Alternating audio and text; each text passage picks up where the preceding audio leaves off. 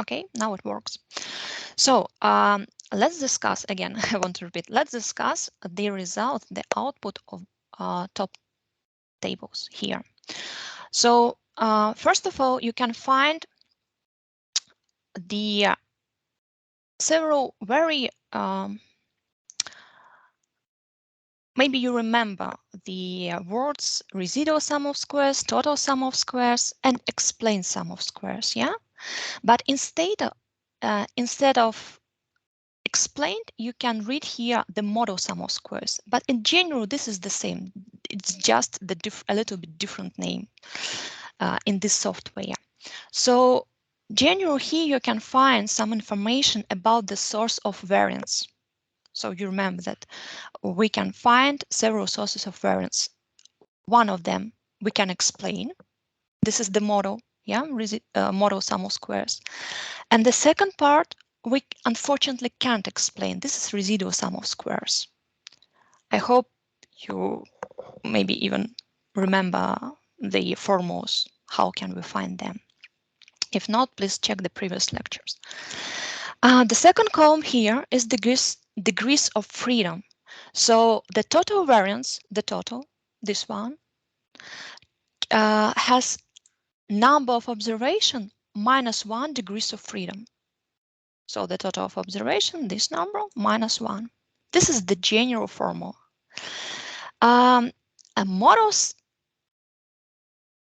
the degrees of freedom associated with the model sum of squares, in our example, has 2 degrees of freedom, because the general formula, how can we find these degrees of freedom? We should take all the parameters, all the variables, minus 1.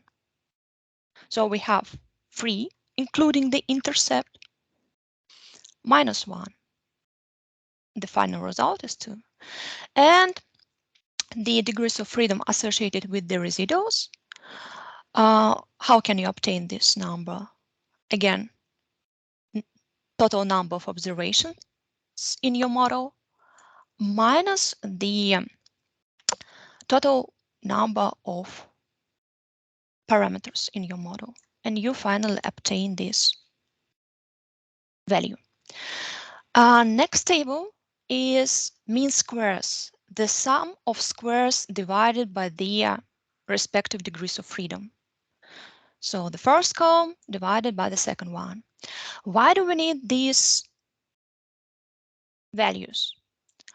Because you can obtain some important results, some important statistics from this column in this table. So let's discuss. For example, number of observation, it's obvious what does it mean, but here we have very important statistic, F statistic, and associated p-value with this F statistic. We are going to discuss what does it mean a little bit later, but for now I want to tell you that the F value is the mean square model, this one, divided by the mean square residue, this one.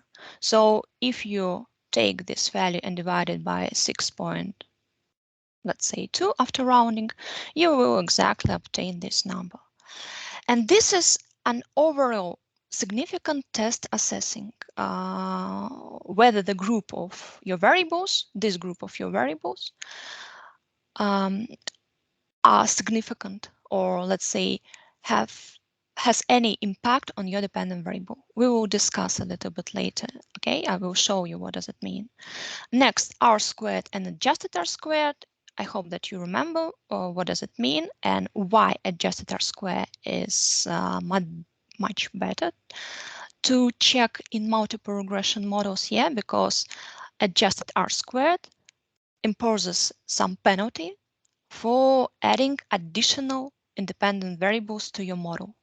Yeah, you should remember important fact about R squared, ordinary R squared indicator, that this indicator never decreases, only increases when you add more variables in your model. And if it doesn't matter for R squared if your variables are relevant to your model or not relevant, R squared will also increase. Because of this, adjusted R squared in multiple regression models are more sensible indicator. Yeah. And the last indicator here in this output is root MSE. So root MSE is just the square root of the mean square residue. So where is our mean square residue? This one. If you take the square root of this value, you will exactly obtain this number. You can check this. And root MC is always non-negative, always. And a value of 0, I should say that you almost never achieve the value of 0, but if you will achieve this number in theory, yeah, 0 indicates that your fitted values, your fitted regression line, perfect fit to your original data. And it means that you has real good results. In general, a lower value of this indicator is better than a high one. So let's continue this discussion about root MSE. This is the name of this indicator in Stata and in some other software packages and maybe some other sources. But in general, as well in your main book, Stock and Watson, instead of root MSE, you can read standard error of the regression, or SER. So the standard error for regression is absolutely it's the same as root MSE, yeah, but just different names. So maybe it's a little bit confused for the first time, but you should remember that unfortunately, yes, in many science, sometimes we have different names for the same indicators, for example, or for the same processes. So I want to repeat, yeah, we continue our discussion about the root MSE. So we can call this a standard error of the regression, and you just find the standard error of regression, this definition in Stock and Watson book. So it estimates the standard deviation of the error term. Why do we need this indicator? Let's say that you have, for example, R squared and you have adjusted R squared. What is the difference between them? Because in general, they are pretty similar. Yeah, these both indicators help us to describe some results or goodness of fit of our model. So why do we need standard error of regression? What is the difference between them? So unlike the R squared, you can use this indicator of regression to assess the precision of your predictions, because now you obtain your results in absolute values. So if you remember, R squared, it's a ratio, yeah? And standard error of regression is an absolute value, and even more, standard error of regression is in the units, the same units of as the dependent variable. Maybe sometimes it's not very convenient, but anyway, it's a good indicator for goodness of fit of your model. And R square provides the relative measures of percentage of the dependent variable variance that the model explains with the factors that you include in your model. And here you can use this formula. Yeah, this formula is the same as we just discussed in this table. Yeah, if you take the square root of this, you will obtain root MSE. But if you remember how we obtain this, we take the residual sum of squares, then we divide this number by the degrees of freedom, and then we take the square root. So check this. This is the same formula. Yeah. So now, do you have any questions here? No. Okay, thank you. Okay, so now let's remember that any estimates has their own properties. And also we have some properties of the multiple regression coefficient. In general, these properties are the same as we discussed in the simple regression case when we have only one independent variable. And the statistical theory of multiple regression in general builds on the statistical theory of single regressor model. And all the assumptions you can check in the fourth lecture. But one more interesting assumption that we have already discussed, but this assumption is only relevant for the multiple regression model, is the assumption about the not perfect collinearity. So let's discuss, first of all, about the precision of multiple regression coefficients, because before we can say something about the multicollinearity problem, why this is problem for us, for our models. First of all, we need to discuss about the precision. You will understand why we should go in this way. So if you remember that using appropriate data, we can find some sampling variance of ordinal least square slope.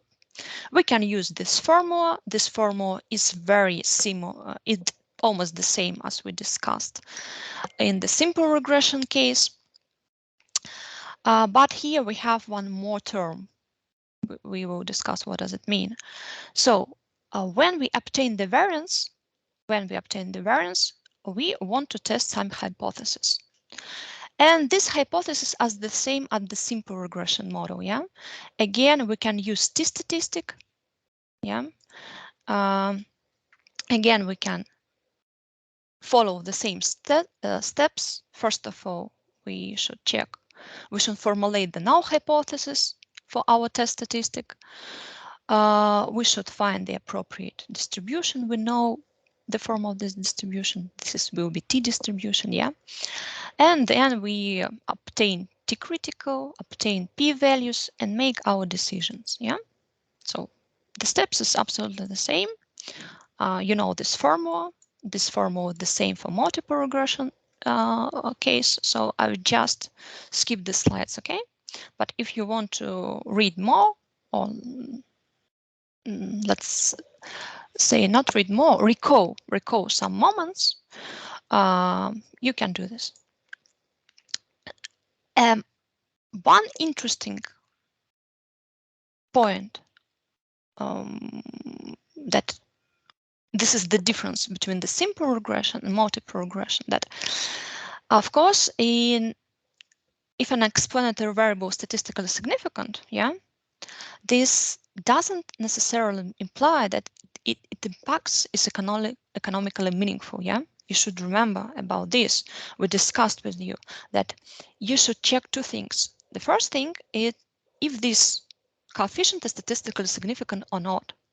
And the second step, you should also take a look at the size of this coefficient, because sometimes, especially with the large data sets, a coefficient can be estimated very accurately if we hold all the assumptions. And we reject the hypothesis that is zero, although the economic magnitude of its effect is very, very small. And vice versa, if a variable is insignificant, this doesn't necessarily mean that it has no impact. Because insignificance can result from absence of the effect or from, let's say, imprecision, particularly if the sample is small. Of course, if the sample is small, we can have some problems because we have small variation in our independent variables and we can obtain precise estimates. So every time, just let me know that you should remember not about only the statistical significance when you take a look at the p-value or confidence intervals, but also please take a look at the size of your coefficients, yeah? let's say, on the magnitude of your coefficients. And when you take a look at the magnitude and the size of your coefficients, remember about the units of measurement. For example, the coefficient could be very small, and you say, maybe this coefficient is statistically significant, but the effect is really very small and, let's say, insignificant, yeah, in general. But if this coefficient, let's say, we talk about the salary, yeah, some average values of salary in the region. So, for example, if this coefficient in the million of rubles or million of rubles, and you convert this in the rubles, the size will be large.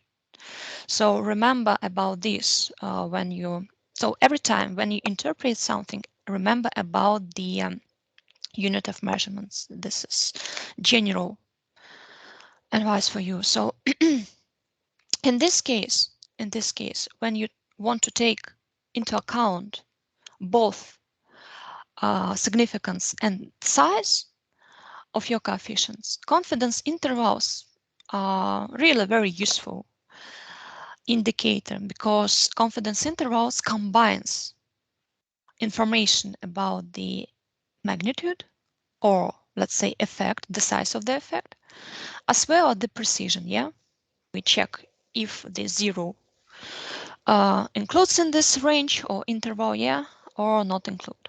So because of this, in many papers, when the researchers present the results of the models, they include sometimes not the standard errors, but they include even confidence intervals near the estimated parameters. Okay, so how to find the confidence intervals? Use the same rules that we discussed in simple regression topic. Yeah, and the formula the same critical values of t-statistic again. Yeah, if we talk about the 5% significance level, and so on. So that was the discussion about the hypothesis test if we want to check one variable, the effect of one variable, and the statistical significance of one coefficient. But let's say that we have a little bit different task.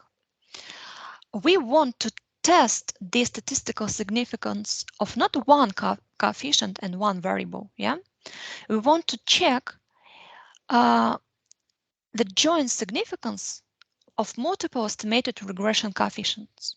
So let's say that we have 7 or 8 variables in our model, and we want to check if the group, let's say 4 variables,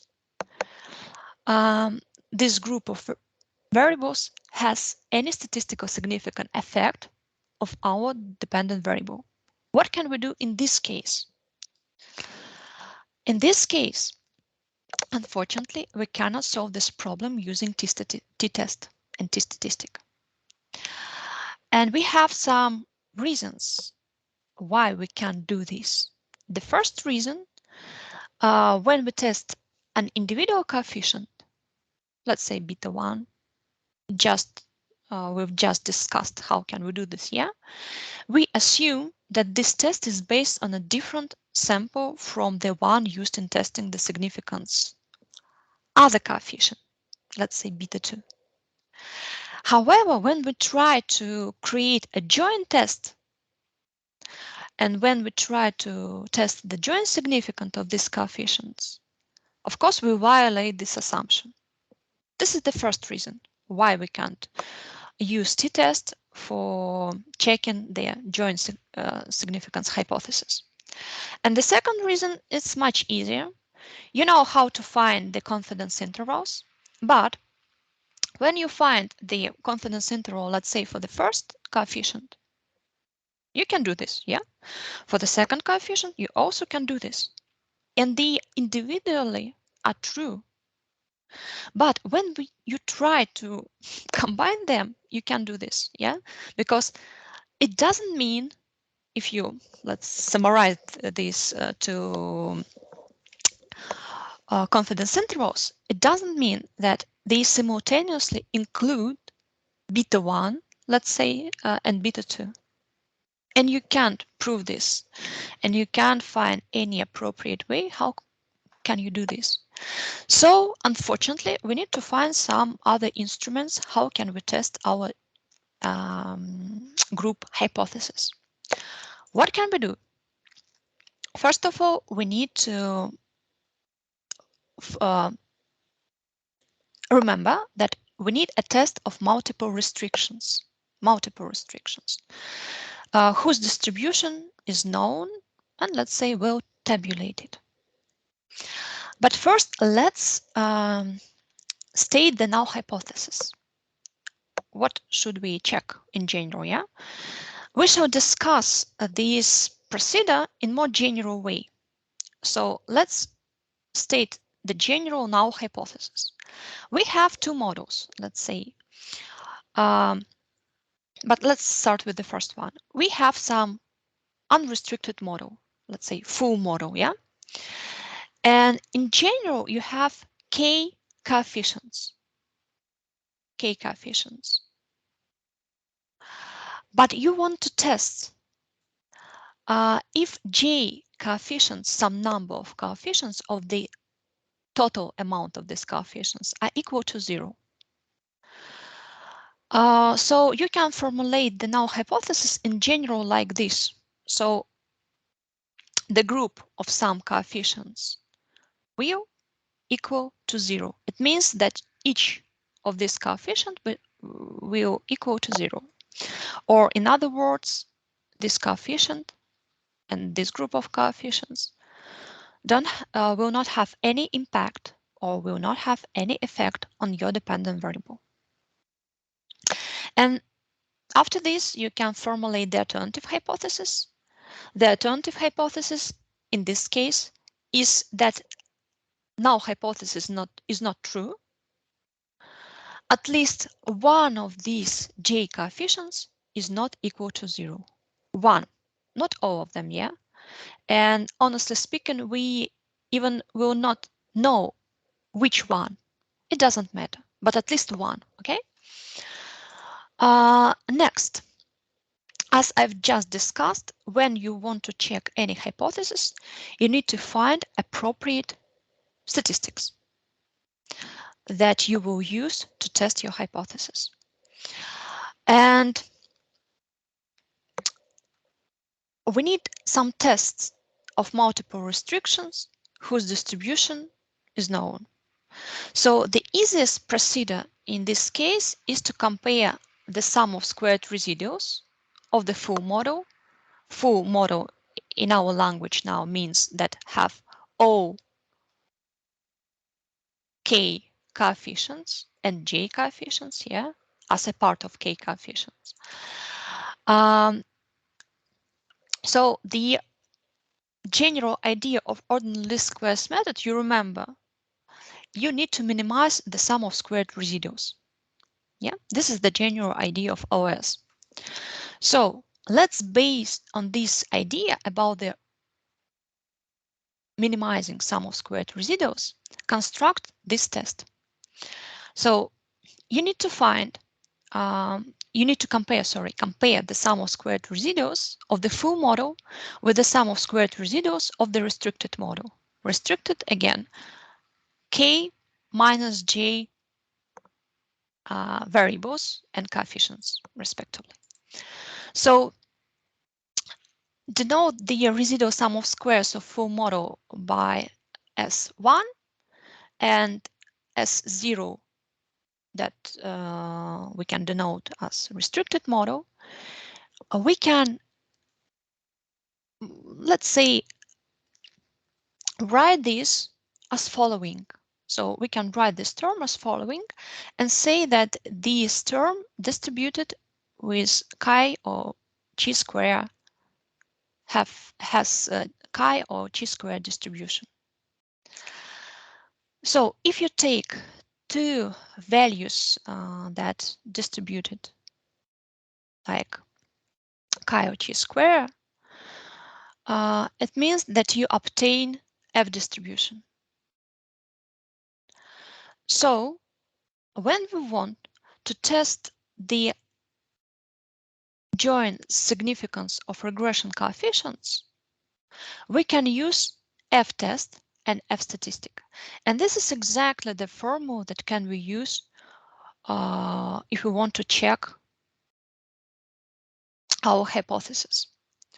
So the formula of F-test or let's say F-ratio, in other words,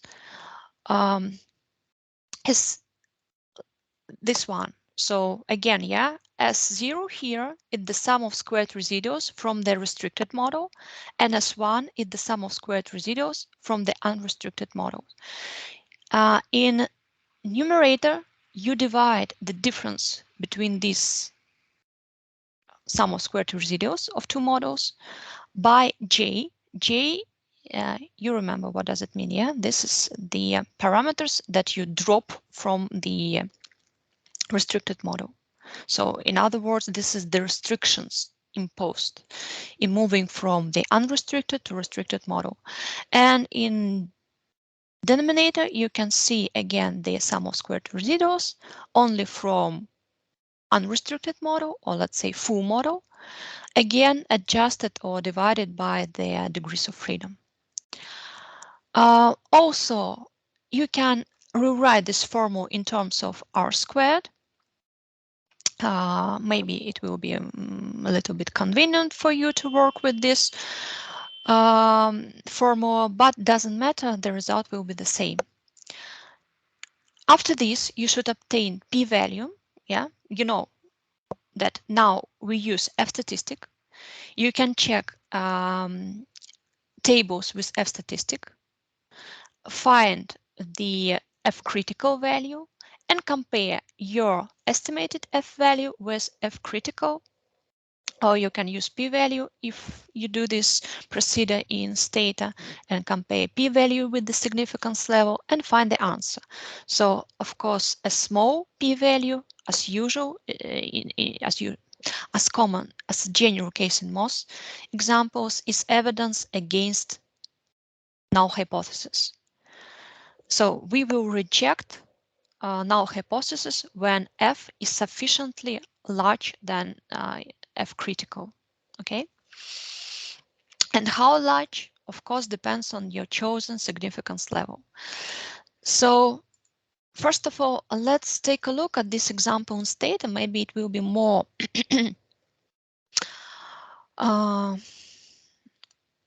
let's say it will be more clear for you if we would discuss the same example in Stata. What does it mean? So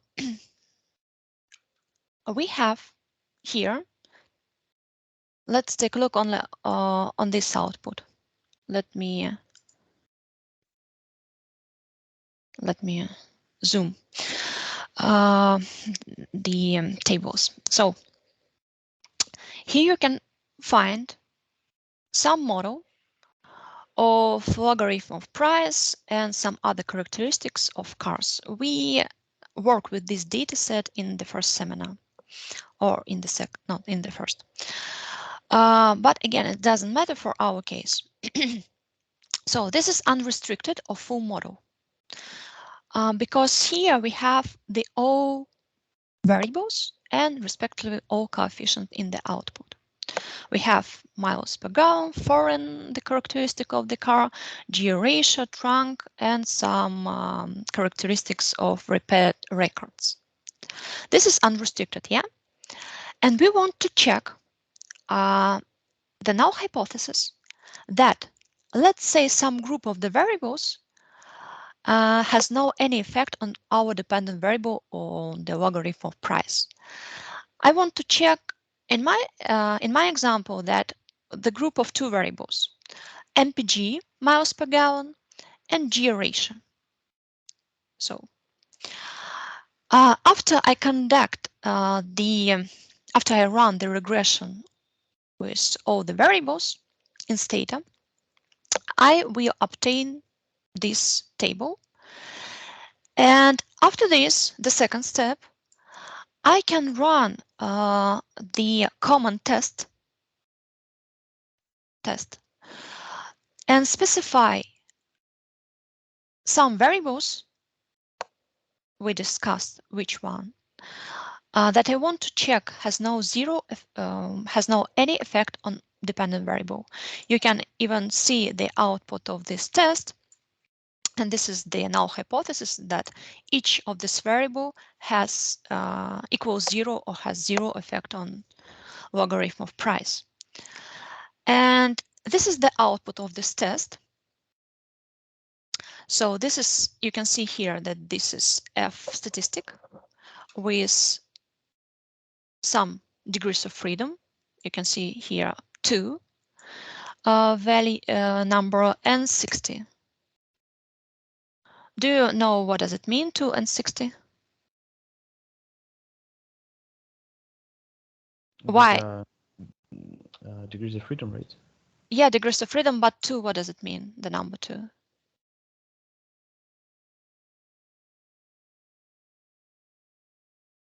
Okay, okay. The number of variables? Yeah, right. The number of which variables? This, let's not this one. Let's take a look at this formula. For example, this one, yeah? Again, J here is one of the degrees of freedom of F statistic. Is the number of restrictions imposed, yeah? And we have just 2 restrictions because we decided to drop 2 variables to check the significance. So let's say to drop 2 variables. 2 independent variables. Yeah, of course, independent variables. Yeah, yeah. So, and 60, this is the number of observation minus all your variables minus all your coefficients. You can check this. So this is characteristic of F statistic. And also you can see here p-value. So according to p-value here, we can reject the null hypothesis. Yeah, we can reject the null hypothesis and say that it's not true. At least one of this variable has significant, statistically significant effect of logarithm of price. Yeah, we don't know exactly which one, but at least one.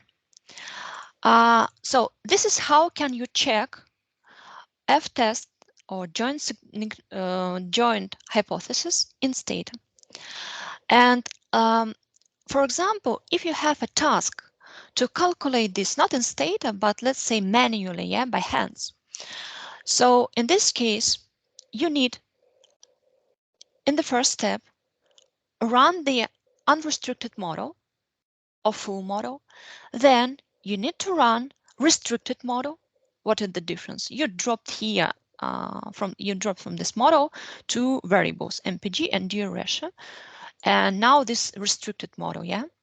Then, for example, you can obtain sum of squared residuals from restricted first of all, then from unrestricted, find the degrees of freedom, and just plug in these numbers in this formula.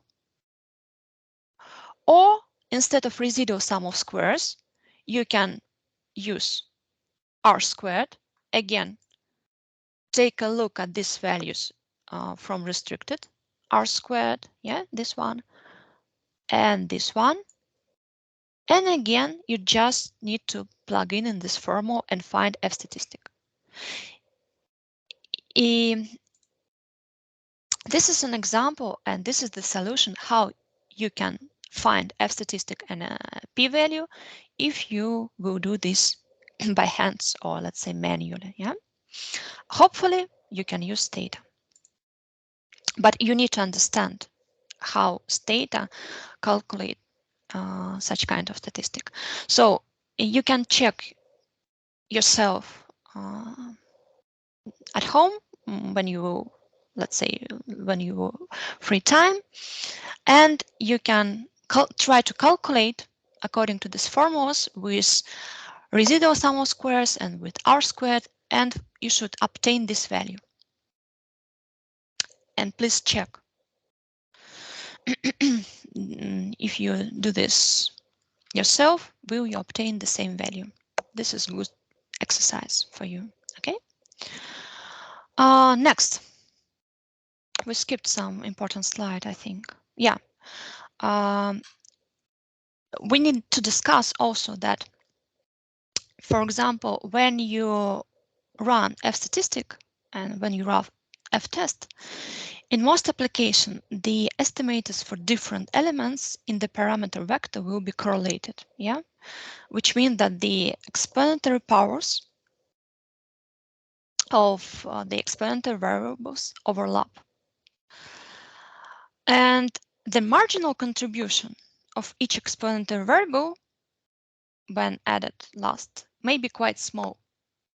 Because of this, it's sometimes possible for the t-test on each independent variable, yeah, I mean, just a second, I mean this t-test for independent variables here, or let's say here, yeah, they, for example, could be insignificant. But while you combined these variables and run the f-test for a number of this coefficient, it will become significant. It's normal, just because this point. And also, it's possible that the null hypothesis of separate coefficient beta 1 equals 0 is as such not likely, that the null beta 2 equals 0 is also not likely, but that the joint null hypothesis, when you combine these two coefficients, that both of them equals 0 simultaneously, is quite unlikely to be true. And as a consequence, in general, you can notice that t-tests on each restriction separately may not reject, while a joint f-test does reject. And the opposite situation is also can be true. So it's possible, yeah, that individual t-tests do reject the null hypothesis, while the joint test doesn't reject the null hypothesis. And the section of multicollinearity will illustrate this point, why it could be. Okay, so remember about this, and I think that it will not be surprise for you, for example, if you will see the opposite results when you test some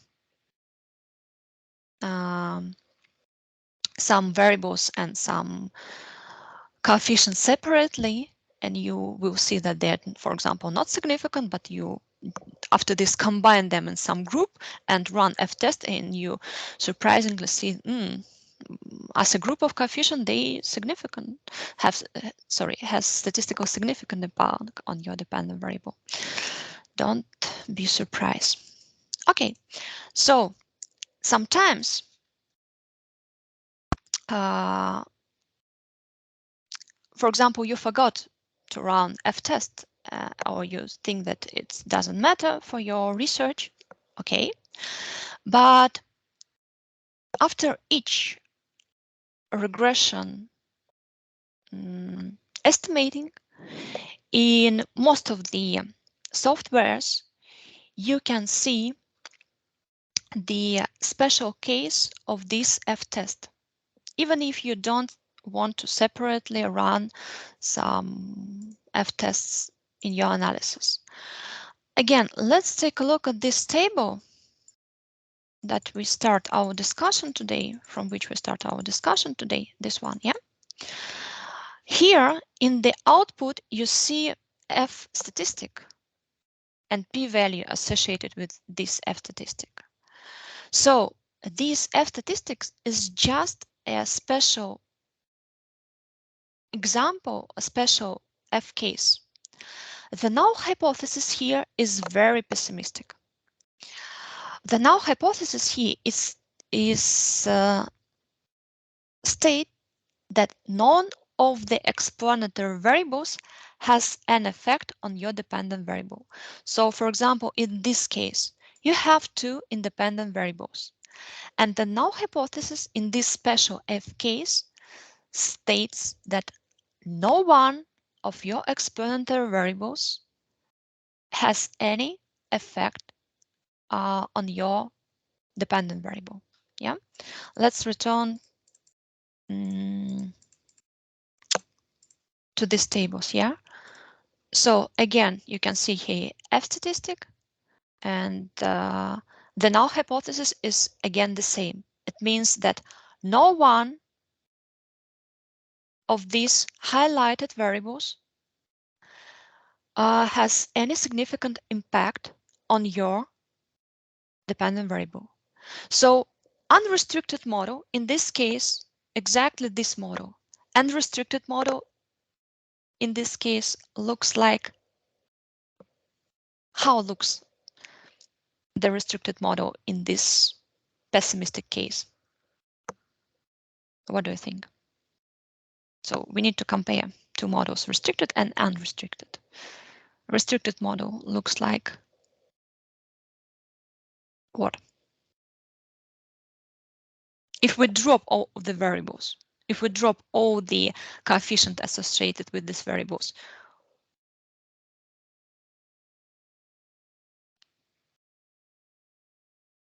any suggestions? Any ideas?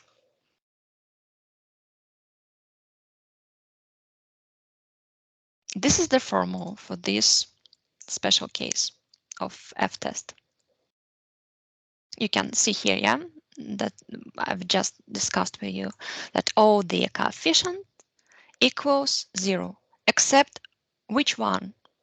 Except the intercept.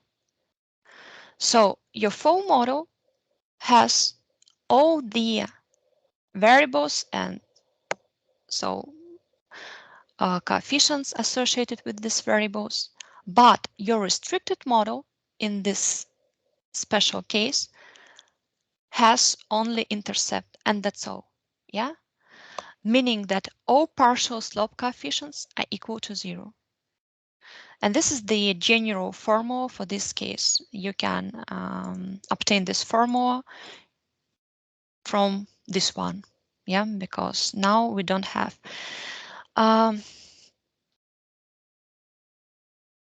is it clear? I don't understand, or we need to discuss more about this case, because this is really very important. When you will interpret the results of your model, you need to take a look at F statistic also, because you need to think if your model is, let's say, at least better than your constructed model, at least better than if you compare with the model with just only the intercept. So if one of your variable has any significant, at least one of your variable has any significant impact on your dependent variable. Okay? Does it make sense? Is it clear? Okay. Remember about this. So let's summarize that F statistic is routinely provided by the majority of all regression packages, and especially the very pessimistic case that can generally characterize all your variables as a group of variables. Yeah, you can find the result of F statistic in the main output of your regression.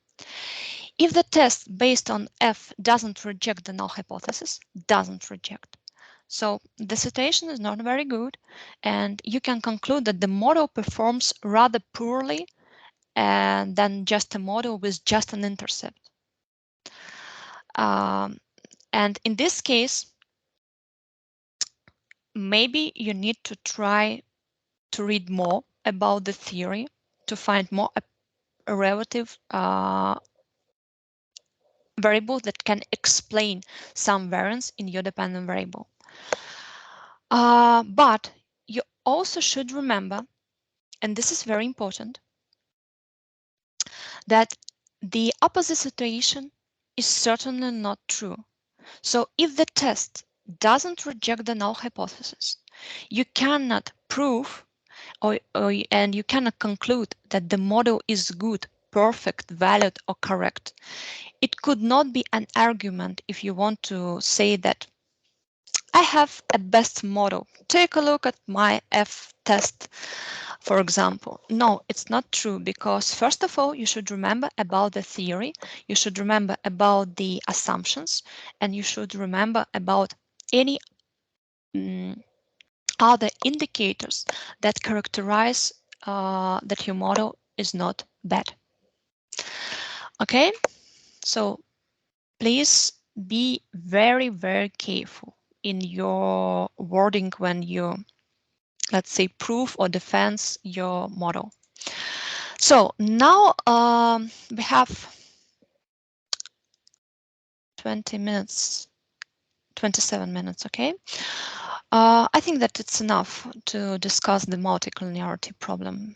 So please check the main assumptions about the which we need to hold if we want to obtain unbiased and consistent result using the ordinal least squares method. So among these assumptions, let's take a look at this one. No perfect collinearity. What does that mean? So no perfect collinearity, we discussed that in the sample, none of the independent variables is constant, the first idea, yeah? And the second idea, that there are no exact linear relationship among the independent variables. So you should distinguish the difference between multicollinearity and perfect collinearity. They about the same in general, but if you take a look at the details, perfect collinearity or perfect relationship between the independent variables, it's not the same as multicollinearity. So this is the definition of perfect collinearity, and you should remember that why it's important to check the multicollinearity or to check the perfect collinearity, because you want to obtain your estimates with the smallest variance. So yeah, you remember about this. Your variance of estimated parameters should be as small as possible. And because of this, you need to check your models on the situation if you have the problem of multicollinearity or not. So again, let's take a look at the formula of variance of some parameter, let's say beta 1 here, when you use the multiple regression model. So you can notice that the variance of some parameter in multiple regression model depends on 3 terms. The first one, you know, this is the error variance, or instead of error variance, we use the residuals, we calculate it, and we discuss this point. So a larger this term, a larger error variance means larger sampling variance for the ordinally squared estimators. Or in this case, you have more noise in your estimated equation, in your results, yeah? The second term that influences the variance of your estimated parameters, this is the linear relationship among the independent variables. So let's read here some details what R squared here means. R squared here we obtain not from our general regression, yeah, of y on our axis, let's say, yeah, on our independent variables. Here, R squared is obtained from, let's say, auxiliary regression of x of one independent variable on other independent variable. Let's name this second independent variable z. So please find this difference, yeah, between what I want to say.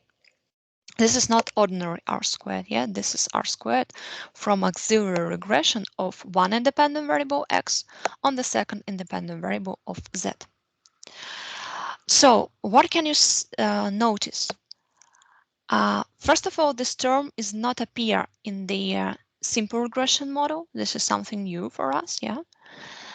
And this r squared obtained from a regression involving only the independent variables.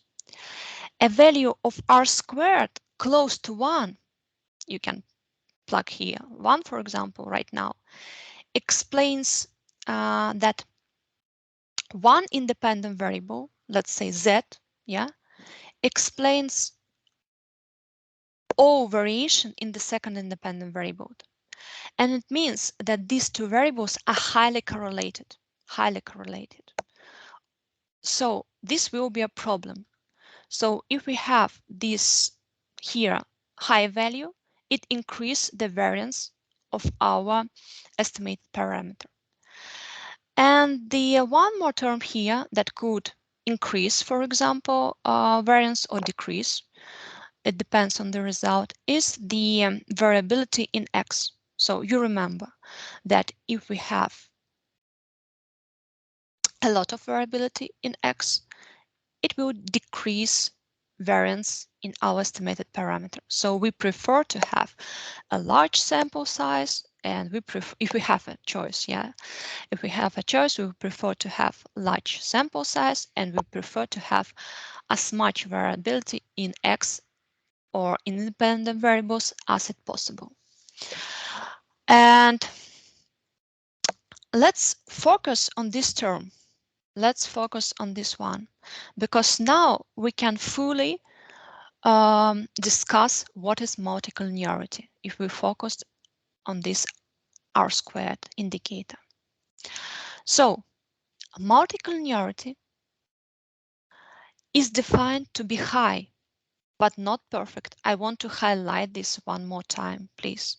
High, but not perfect or not exact. Yeah, let's again compare with the definition of perfect collinearity. Here's you can read exact, yeah, or perfect. But multicollinearity is just a high correlation between two or more than two independent variables in your regression. Why it could be a problem? What are the main consequences? First of all, the positive news that your estimators still be unbiased and consistent. This is good news. So even if you have the multicollinearity problem in your model, but you hold all other assumptions of ordinary least squares method, you obtain not bad model in general, because your coefficients will be unbiased and could be unbiased and still could be consistent. This is the main. But what is the problem? I think that you understand what is the problem when we discuss this formula. The problem that the variance and the precision of your estimators will be bad, yeah, because if you have high correlations between independent variables, it means that you can't, you will obtain less,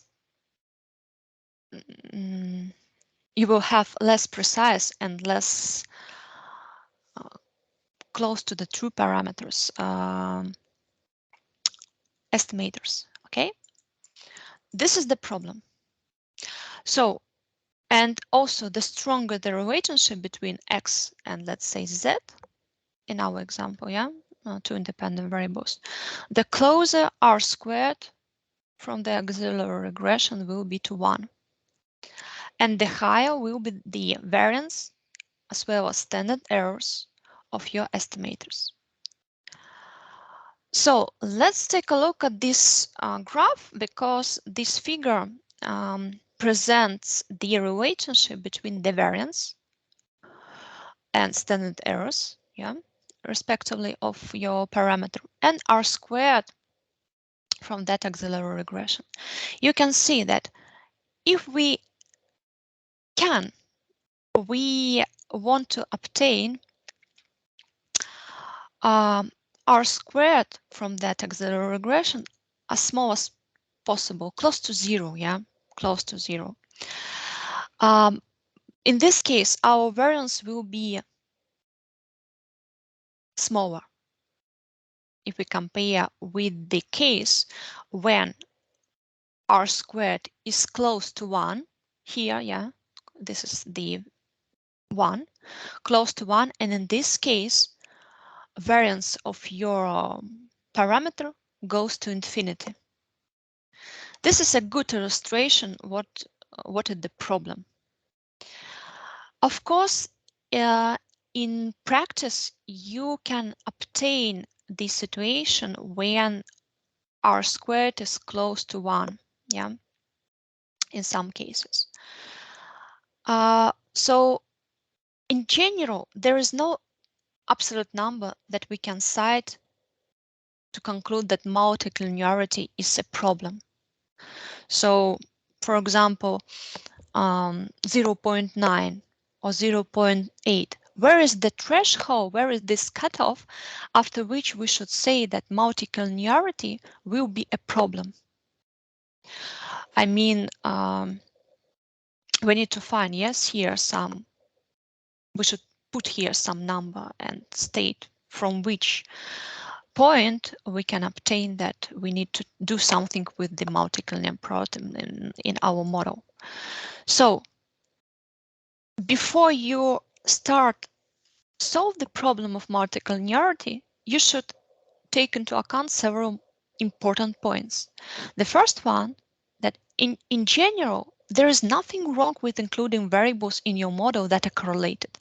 It's normal because you use a theory and you include according to the theory, some variables that of course could be correlated. I mean, some independent variables that could be correlated among each other. And also, in fact, that an important reason to use multiple linear regression is that explanatory variables affecting your dependent variable are mutually correlated. Of course, they have some relationship between each other. So, for example, you want to construct the regression model of wage equation. And of course, according to the theory, you include in this model such variables as age or such variables as experience. But if you think more generally, you can see that age and experience, of course, will be correlated and will be highly correlated. But according to the theory, you need to include both of these variables in your model. Yeah. And this is obvious that sometimes multicollinearity, let's say, could be a problem. But how to solve this problem? You need to think twice, because in some cases you cannot just drop some variables, because in this case you will obtain more serious problems of omitted variable bias. Okay, remember about this. And only if the real high correlation between two variables may lead to some serious problems. So what kind of problems? We just discussed that the first main problem, that your estimates will not be precise because you will have high variance and high standard errors of your parameters. And the second problem, that if two variables are highly correlated, it may be very hard for the model to identify the individual impact of these two variables, which is exactly what we are trying to do when we run the multiple regression models. Yeah, we start our discussion today that when we use multiple regression model, we want to find partial effects of the coefficients on our dependent variable. So this is the problem. In this case, you can try to solve this problem, for example, if you add more observations in your model, if you can to do this. And also, if this is not the case and if not help you, we get poor estimates. And in this case, we can only conclude that there is insufficient information in the sample to identify the effects we would like to identify. Yeah, if you can distinguish or if you can't find the separate or partial effects, this could be a problem. So in general, the term multicollinearity is used to describe the problem when an approximate linear relationship among the exponential variables leads to unreliable regression estimates. Unreliable mean with high variance and we can't find the partial effects. But this relationship is not restricted to two variables, but can involve more regressors. You should remember about this, that sometimes it could be, let's say, some group of regressors, not only the higher relationship between two of them, yeah? So how can you detect the multicollinearity? The first and the easiest way, you can run correlation analysis. So you can run correlation analysis and including, for example, only your independent variables. And if you find that some correlation coefficients has very, very high, approximately values close to the 1, it could be a problem. Again, I want to stress that it could be a problem, not necessarily it will be a problem, yeah? And the second, for example, you don't check multicollinear problem and run the regression analysis. What could be the side effects or some signs on which you can take a look and think that maybe I have a multicollinearity problem? The first sign is that you can obtain large changes in the estimated regression coefficients when a predictor variable is added, for example, or deleted. Even, let's say, this variable will not be significant, even in this case. The second sign that you have a multicollinearity problem is lack of statistical significance despite rather high R squared. And the one more sign that you can use, that estimated regression coefficients have an opposite sign from predicted and has some, let's say, have some surprisingly different signs according to the theory, for example, according to the logic, according all your mechanism discussion. Yeah. So all these signs could be very useful for you. And also I know that you have already, some of the groups have already known how to run variance inflation factor test, VIF, to detect the multicollinearity problem. Yeah. So VIF can be easily run in Stata, for example, or in other software packages. The formula of the VIF is also very easy. This is again R squared in the denominator, R squared from the auxiliary regression, where this is an adjusted coefficient of determination for regressing the kth variable on the remaining variables. Yeah, you remember about this. So here, this R squared indicator from the model of independent variables only. Yeah. The main question, let's say that you obtain some results. So let's say VIF equals 8, for example, or VIF equals 9, or VIF equals 10.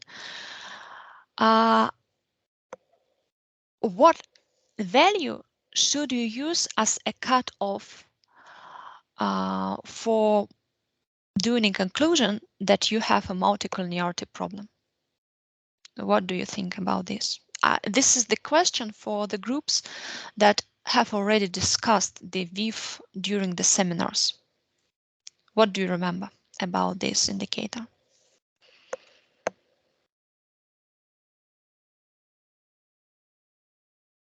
So if it is not quite high, by quite high I mean that it is not more than 10, we should deal with it, and it is, you know, it doesn't have so much influence on our analysis. Yeah, absolutely right. So in general, if this value is less than 10, in general, but we will discuss why 10 is not very good. We can use 10 as an indicator of multicollinearity for VIF, this value, but please be very critical when you choose this value as cutoff for your analysis, okay? But again, in general, if you obtain some values greater than 10, you could have a problem of multicollinearity. But please remember that VIF is only about the linear relationship. For example, if you include in your model h and h squared, and you run VIF and see that the VIF result of h squared is significantly higher than 10, let's say it equals 20 or 30 or even 40, you cannot say that you have a multicollinearity problem. Yeah, because VIF is only about the linear relationship.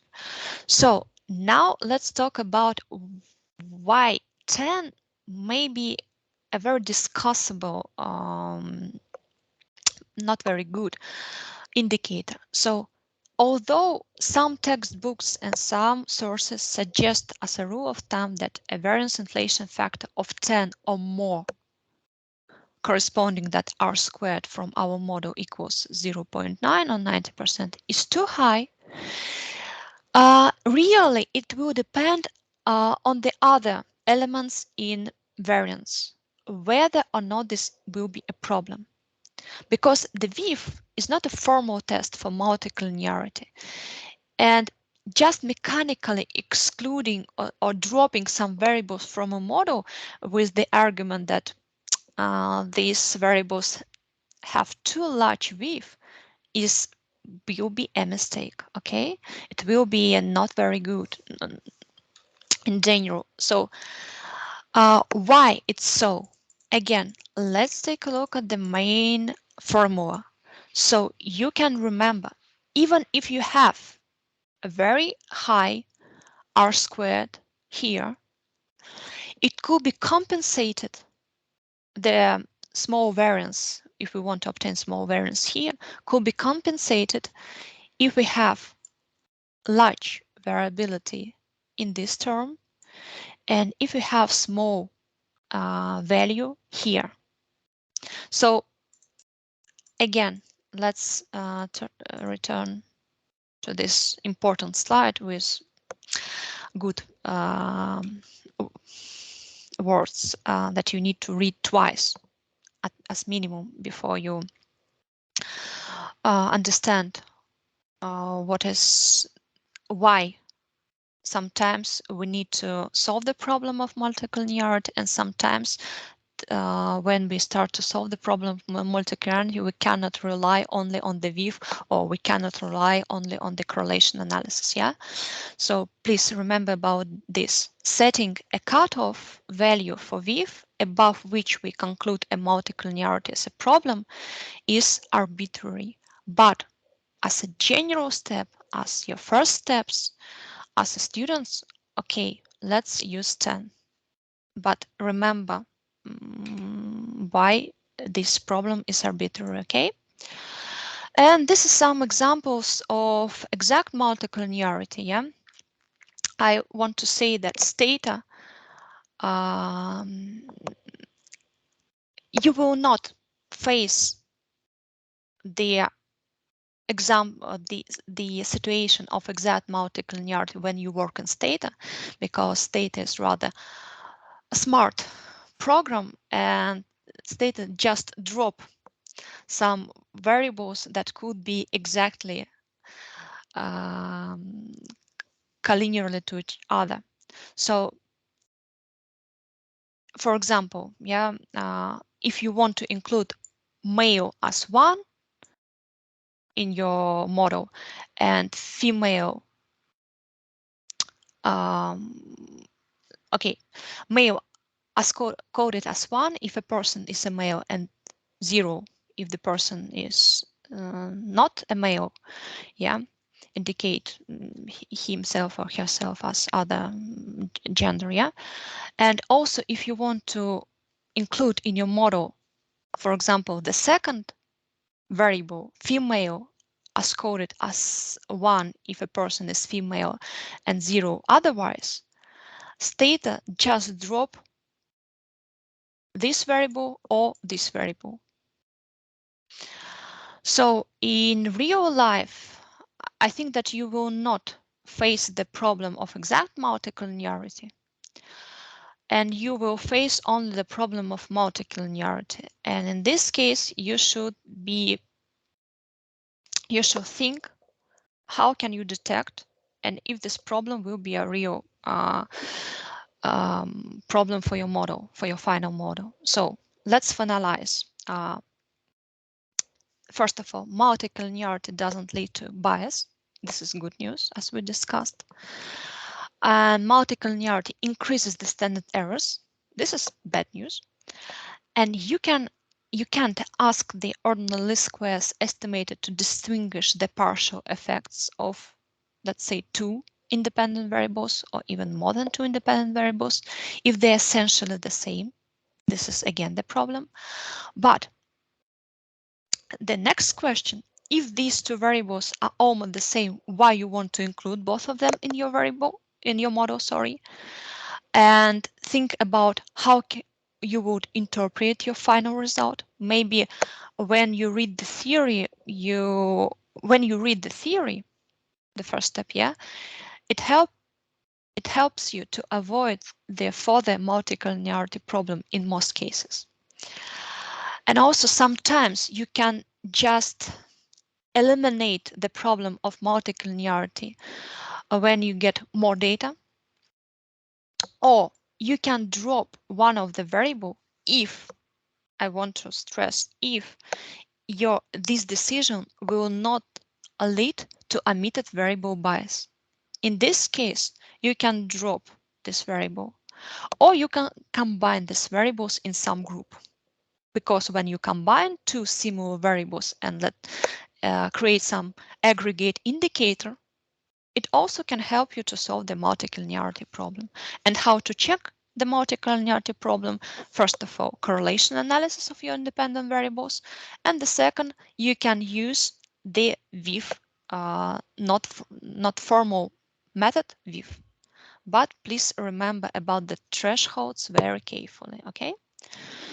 So that's where we finish. And do you have any questions?